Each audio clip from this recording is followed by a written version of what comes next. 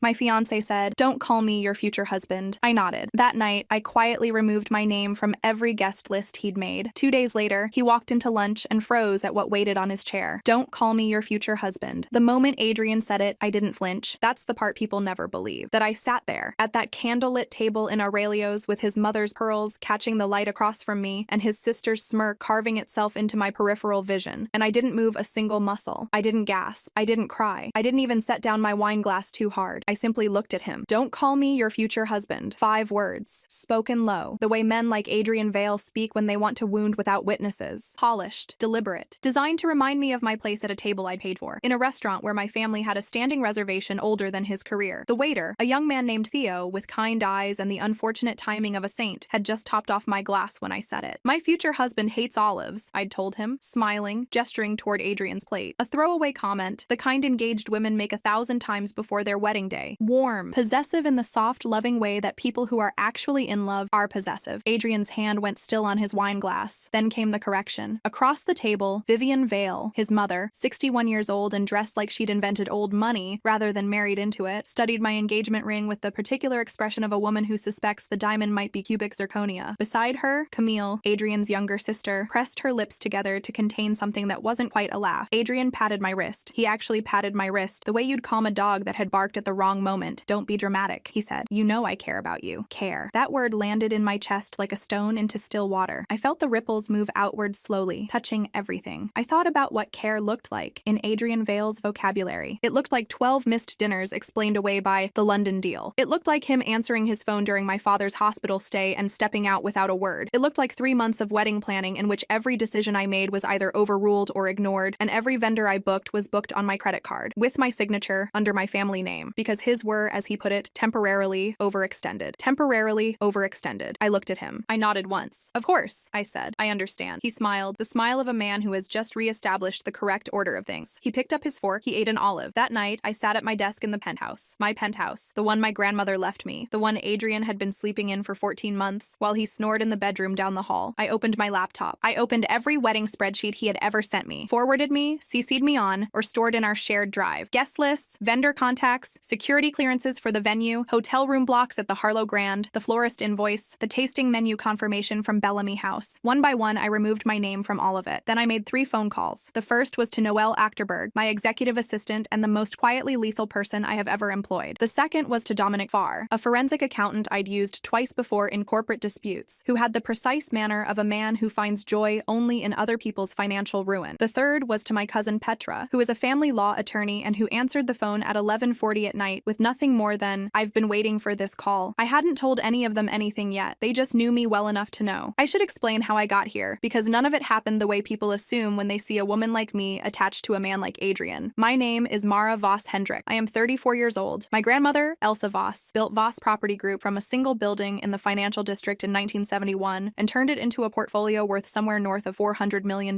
by the time she died. My father, Willem Hendrick, merged his own architectural firm with the group in 1998 and spent the next 2 decades making sure the company was as structurally sound as anything he ever designed. I joined the board at 27. I became managing director at 31. I am not, as Adrian once implied at a dinner party, someone who married well. I am someone from whom people hope to benefit by marrying. I met Adrian Vale at a fundraiser 18 months ago. He was charming in the specific way that men are charming when they have identified a target, attentive without being overwhelming, curious about my work without asking anything that might reveal he'd researched me beforehand, which he absolutely had. He ran a mid-size media and communications consultancy called Vale Meridian, profitable on paper, credible enough for name cards at important tables. He had a good jaw and a better tailor, and he laughed at exactly the right moments. I knew he was interested in what I represented as much as who I was. I told myself that was fine. I told myself I was too old and too clear-eyed to expect otherwise in these circles. What I did not tell myself was that he was actively drowning. I didn't know that yet. The first sign I missed, or more accurately, the first sign I chose to interpret generously, was 6 weeks in, when he asked very casually whether my family still had the relationship with the Bellamy House membership committee. He wanted to host a client dinner there, he said. Difficult to get a table without the right introduction. I made a call. The dinner happened. He thanked me with flowers, and I told myself that's how it works in this world. People use their connections for each other. That's not a red flag. That's just Tuesday. The second sign was the wedding deposit. He suggested we use my card for the points. $62,000 in vendor deposits, all on my Centurion card, all in my name, all within the first month of our engagement. I didn't think about it hard enough. I was planning a wedding. I was busy. The third sign was his enthusiasm for the timeline. Every time I suggested we slow down, take another month to finalize things, he would become quietly, firmly insistent. We've already booked the venue. The florist has a waiting list. Mara, I need us to be united on this. That word again. United. I know now what united meant. It meant, hurry up and make yourself legally mine before someone looks too closely at my books. Noelle arrived at my office at 7:15 the morning after the restaurant. She is 38, Norwegian by birth, and she has worked for me for 6 years. She once reorganized my entire financial filing system over a single weekend because she found a misfiled receipt and it offended her. She set a leather portfolio on my desk, sat down across from me, and said, "How much do you already know?" "Not enough," I said. "Tell me the rest." She opened the portfolio. Vale Meridian had 3 major contracts listed in their last investor report. Noelle had requested copies of all 3 through a shell inquiry Dominic Farr set up specifically for this. The first contract, with a regional telecoms group, had been inflated by approximately 38% in the reported figures. The second had been terminated 4 months ago. The termination had not been disclosed to Vale Meridian's investors, of which there were 6, one of whom was a silent partner I recognized immediately, my father's firm. Voss Hendrick Architecture had extended a consulting credit to Vale Meridian 11 months ago. As part of a goodwill arrangement Adrian had negotiated directly with my father before my father's hospitalization, when I had been, conveniently, managing 2 simultaneous property closings and not paying close enough attention to what my fiancé was doing with my family. The third contract had never been signed. It existed only in Vale Meridian's investor materials. It was, in the technical language Dominic Farr would later use in his report, fraudulent. I sat with that word for a moment. Fraudulent. And the loan? I asked. We had discovered through Dominic's inquiry that Adrian had taken a private bridging loan 6 months ago against projected revenue. Revenue that, as we now understood, did not exist in the form he had represented. Noelle's expression didn't change. Default notice was delivered this morning. Dominic filed the trigger documentation last night. I laughed once. It came out short and dry, with no warmth in it whatsoever. So that's why he rushed the wedding. He needed my name. Mara Voss Hendrick on a marriage certificate would have given him access to certain shared asset arrangements we'd discussed in passing. Arrangements I had, at the time, considered romantic rather than strategic. It would have given him standing, legitimacy, a financial lifeline dressed up as a love story. There's one more thing, Noelle said. She slid a photograph across the desk. I looked at it for a long moment. Hotel service elevator, Adrian, and Camille's best friend, a woman named Tessa Rourke, who had been a bridesmaid in our tentative wedding party and who I had personally taken to lunch 3 times to welcome into my life. I put the photograph face down on my desk. The lunch is Friday, I said. Yes. Bellamy House? Yes. I looked out the window at the city. 31 floors below, people moved through the streets at the ordinary pace of people who were not currently dismantling their entire engagement like a building scheduled for demolition. Make sure everything is in place by Thursday evening, I said. Noelle picked up her portfolio. Already started. I should tell you about Dominic Farr because he matters to what happened next. Dominic is 53 years old, formerly with the Serious Fraud Office, now in private practice. He has the affect of a man who has never once been surprised by what human beings are willing to do for money, and the meticulous precision of someone who has testified in 41 financial fraud cases and lost exactly twice. He billed at £420 an hour and was worth considerably more. He delivered his preliminary findings to me on Thursday morning in a 12-page document labeled, in his characteristically understated way, Vale Meridian, Preliminary Findings, RE, Financial Irregularities. The summary was 3 paragraphs. The substance was damning in the specific, granular way that only documentary evidence can be damning. Not accusation, not inference, but numbers that didn't match, dates that contradicted each other, signatures on documents that bore the wrong timestamps. One contract, the one that had never been signed, had been included in an investor presentation Adrian gave in January. The presentation included a slide with the contract's projected value rendered in a clean, confident bar chart. The chart was a fabrication. Dominic also flagged, with academic neutrality, that the bridging loan Adrian had taken was secured partly against his anticipated post-marriage access to certain Voss Hendrick assets. The loan agreement referenced my family name explicitly. He had borrowed against me before we were even married. I signed Dominic's authorization for the full forensic report. I also called my cousin, Petra Voss Lindqvist, family law attorney, 8 years at Reinhardt and Muller before going independent, who confirmed in the brisk, surgical way she confirms everything that the engagement could be dissolved without legal complication, that the deposits were recoverable given the documentation, and that if I wanted to pursue any of the financial irregularities through civil channels, the case was remarkably clean. He's not very good at this, Petra said, with something approaching admiration for my own situation, which I appreciated. No, I said. He's just very good at finding women who won't look. By Thursday evening, Noelle had confirmed everything. The hotel deposits, both of them, the Harlow Grand Room block and the secondary accommodation for out-of-town guests, were on my card, my name. Recoverable the moment I withdrew consent, which I had done in a single email to both venues at 10 o'clock that morning. The floral contract, my signature, canceled. The Bellamy House venue agreement, I was listed as primary client. Adrian's name appeared only as secondary, with authorization authorization rights that extended only as far as I permitted. The moment Noel called the managing director, a man named Cyril Atchison, who has known my family for 22 years and who, upon hearing what I needed, said simply, "Consider it done," those authorization rights evaporated. The announcement, drafted by Petra, formal and precise, noting the dissolution of the engagement between Mara Vos Hendrik and Adrian Vale, effective immediately. Dominic's summary letter, attached. The photograph printed on matte paper, which somehow made it worse. All of it placed inside a cream envelope, sealed with black wax, my grandmother's wax seal, the one I'd had restruck from her original signet when she died, and set on the chair at the head of the table at Bellamy House, where Adrian had fully expected to sit. Friday morning, I dressed in ivory, not bridal ivory, the ivory of a woman who has made a decision and arrived at peace with it. A structured dress, high collar, no jewelry except my grandmother's watch. I thought, like a closing argument. I arrived at Bellamy House through the side entrance at 11:45. My grandmother's portrait hangs in the main dining room above the fireplace, commissioned in 1983, painted by an artist whose name I can never quite remember, and whose work now sells for amounts that would have made him faint. The managing director, Cyril, met me at the door. We didn't hug. We are not people who hug in professional contexts, but he inclined his head in a way that communicated everything. The garden room had been rearranged. Adrian's seating plan, which Noel had obtained through the venue's records, had been quietly set aside. New menus. New place cards? No, actually no place cards at all. Because why would there be when the guest list had been reduced to the people I had actually invited? My father's business partner, Louisa Brandt, my attorney Petra, Noel, and 2 board members from Vos Hendrik, who had been quietly copied on Dominic's preliminary findings because they had a right to know about the exposure to their firm. Adrian's guests, Vivian, Camille, the groomsmen, the editor friend, the investors, had received no cancellation notice. I had deliberately left that alone. Let them come. Let them arrive and find what they found. On Adrian's chair, the envelope. I sat at the head of the table beneath my grandmother's portrait, and I ordered sparkling water, and I waited. Vivian arrived first, at 12:10, in a cloud of Chanel No. 5 and entitlement. She swept through the entrance of the garden room and stopped when she saw the seating arrangement, or the absence of the one she'd expected. Her gaze moved around the room with the sharp efficiency of a woman cataloging threats. "Where's Mara?" she demanded, of no one in particular. "At the head table," the maitre d' answered. His name was Francois, 60 years old, 32 years at Bellamy House, and he had served my grandmother lunch on the last day of her life. He was not intimidated by Vivian Vale. "My son sits at the head," Vivian said. "Not today, Mrs. Vale." Camille had followed her mother in. She laughed at that, a short, sharp sound, and looked around the room with the expression she always wore, the one that said she found everything slightly beneath her. Then she saw me, sitting very still under Elsa Voss's portrait, and something in her expression shifted. "Do you even know who we are?" Camille said, to Francois, in the tone people use when they want someone to feel small. Francois smiled. It was a very small smile, and very precise. "Yes," he said. That one word landed differently than Camille expected. I could see it in the way she went slightly still, the way the certainty in her expression developed a hairline crack. Good. The groomsmen arrived, the editor. 2 of Adrian's investors, men in their 50s, who I recognized from Dominic's report, and who recognized me, I could tell, with a flicker of something uncomfortable passing across their faces. They were seated, not at the head table, but at a side arrangement that Francois managed with impeccable professionalism, and served water and bread and the quiet, specific discomfort of a room in which something is clearly wrong, but no one has yet said it aloud. Petra sat to my right, calm as marble. Louisa Brandt, who had known me since I was 12 years old and who had reviewed Dominic's findings the night before with the expression of a woman discovering a gas leak, sat to my left. At 12:27, Adrian arrived. I know it was 12:27 because I looked at my grandmother's watch. He came in talking on his phone, which was so precisely, almost satirically Adrian that I could have scripted it. One hand in his jacket pocket, the posture of a man who owns the room before he enters it. "No, the wedding is absolutely fine. She gets emotional sometimes, but she always..." He saw me. He stopped in the entrance of the garden room with his phone still at his ear and his sentence unfinished, hanging in the air between us like smoke. I looked at him from beneath my grandmother's portrait. I did not smile. I did not raise my glass. I simply looked, the way you look at something you are seeing clearly for the first time, without generosity, without the soft focus of hope or affection, just clearly. He ended the call. "Mara," he said, too bright, the voice he used at galas when he wanted to seem pleased to see someone he actually needed something from. "There you are." I nodded toward his chair. He crossed the room. The other guests were watching, his groomsmen, his mother, his sister, the investors. No one spoke. The only sound was the particular silence of a room full of people who understand that something is happening that they do not fully understand yet. He reached his chair. He looked down. The cream envelope, black wax seal, his name written across the front in my handwriting, which is very neat and very deliberate because I learned to write from my grandmother, who believed that penmanship was a form of self-respect. His face went carefully blank. I have seen that face before. The face Adrian wears when he is deciding which version of himself to deploy. The warm, disarming version, the aggrieved, reasonable version, the version that says, "You're overreacting, darling. Let's not make a scene." He picked up the envelope. His hands weren't entirely steady. Good, I thought. thought, open it. He broke the wax seal. He unfolded the paper. He read. I watched his face as he read. I watched the blank expression hold, and then begin to dissolve at the edges, the way ice does. Not dramatically, not all at once, but in the slow, irreversible way of something that cannot be stopped once it has started. He reached the second page, Dominic's summary, the one that laid out the loan default, the fraudulent contract, the inflated figures, the fact that his firm's reported assets were a fiction he had maintained long enough to get a ring on my finger, and I saw the precise moment he understood. It was not a loud moment. There was no shouting, no confrontation, no scene in the Bellamy House garden room with oil portraits watching. Adrian Vale was too controlled for that, too practiced, but his jaw tightened. His knuckles went white around the papers, and his eyes, when they came up to find mine across the table, had lost the performance in them entirely. For the first time since I had met him, I was looking at the real Adrian Vale, without the charm, without the architecture of confidence he'd spent years constructing, just a man holding documents that proved what he was, in a room full of people who were beginning to understand why they'd been invited. Mara, he said, quietly, almost private. The engagement announcement goes public at 2 o'clock, I said, equally quietly. Dominic Farr's full report will be shared with your investors. I glanced briefly at the two men sitting at the side table, who were now extremely attentive. Later this afternoon. My cousin Petra is here if you have legal questions. Petra, to my right, didn't look up from her water glass. She did, however, turn it slowly between her fingers, which I recognized as her version of satisfaction. The hotel deposits have been returned to my account, I continued. The venue is released. The vendors have been notified. Your guests are welcome to enjoy lunch, courtesy of Bellamy House, as my guests. I paused. There will be no wedding. Vivian made a sound across the room, a sharp social sound, the kind that precedes a performance of outrage. I looked at her. Mrs. Vale, I said, your son took a bridging loan secured against my family's assets without my knowledge. He presented fabricated contracts to investors, one of whom is my father's firm. He has been conducting an affair with a woman I welcomed into my home. I said each sentence at the same pace, the same volume. No heat, just information. I'm sure you understand. Vivian did not, in fact, make the sound again. Camille was looking at the photograph. I had placed a copy on her plate as well because I believe in thoroughness, with an expression I had never seen on her face before. It was the expression of someone whose enjoyment of other people's humiliations has met for the first time its own reflection. Adrian set the papers down on the table. He straightened his jacket. He looked at me for a long moment with an expression I could not entirely read. Not quite anger, not quite shame. Something in between that I suspected was the specific grief of a man who has lost a game he didn't realize he was playing until the board was flipped. You planned this, he said. Yes, I said. All of it. Yes. He nodded once, very slowly. A gesture so small it was almost nothing. I underestimated you, he said. I picked up my water glass. Yes, I said. You did. He left. He walked back through the garden room with his jacket straight and his chin level, because he was, above everything else, a man who cared about appearances. But the investors were already leaning toward each other. His groomsmen were exchanging looks that held very little loyalty. Vivian was speaking to no one, staring at the portrait above the fireplace with an expression of dawning calculation. Already I could tell, reassessing what this association had cost her. Camille picked up the photograph. She turned it over. She set it down. She said nothing. Dominic Farr's full forensic report was submitted to Vale Meridian's investors at 3:45 that afternoon. By 5 o'clock, 2 of them had engaged their own counsel. By Monday, the third had filed a civil complaint. Vale Meridian entered voluntary administration 6 weeks later. The bridging lender, presented with Dominic's documentation of fraud, accelerated the default and pursued Adrian personally for the full amount. A figure I was told later by Petra was in the region of £800,000. The lender's solicitors were not gentle. The affair with Tessa Rourke became known within their social circle, not because I said anything about it, but because Camille, in a remarkable act of self-preservation, told the story herself before anyone else could. She framed it as outrage. She framed herself as also deceived. I found this impressive in its own cold way. I returned my engagement ring to Adrian by courier, with a note from Petra formally documenting the return and its receipt. I did not include a personal message. My father, once he had fully reviewed Dominic's report, referred the matter of the fraudulent contract, the one that had referenced Voss Hendrick Architecture, to the firm's legal team. I was told criminal fraud proceedings were being explored. I did not ask for updates. It's been 7 months now. I still live in the penthouse. The guest room, where Adrian slept for 14 months, has been repainted. A deep ivory that Noelle found in a restoration catalog, the same color my grandmother used in the original interiors. It suits the space better. It suits me better. I still pass Theo at Aurelio's occasionally, the waiter with kind eyes who was there that first night. He never says anything about it, but once, about 2 months ago, he brought my table a glass of sparkling wine I hadn't ordered and said only, "From the house, Ms. Voss Hendrick," and walked away. I thought that was rather elegant. Adrian, as of the last I heard, is consulting independently. The Vale Meridian name is gone. His Bellamy House membership, which he never actually had, he'd been admitted as my guest, is no longer relevant. He gave an interview to a business podcast in which he described his company's challenges as the result of a difficult macroeconomic environment. The host didn't push back. I don't wish him harm. I want to be clear about that. I'm not built for sustained hatred. It requires an investment of attention I'd rather put elsewhere. What I wished for and received was accuracy. I wanted the record corrected. I wanted the people he had deceived, including my father's firm, including 6 investors who deserved to know, to have the information they needed to protect themselves. And I wanted to sit beneath my grandmother's portrait, in the room she had helped build, in a dress the color of a conclusion, and watch the truth arrive at his chair before he did. That part, I'll admit, I did want. I have my grandmother's signet ring now, the one I used to seal the envelope. It fits my right hand exactly. I had it cleaned after, the wax residue removed, the metal polished back to its original precision. Elsa Voss built everything she had by understanding one thing very clearly, that the moment you allow someone to redefine your value, you have already begun to lose. I sat at her table. I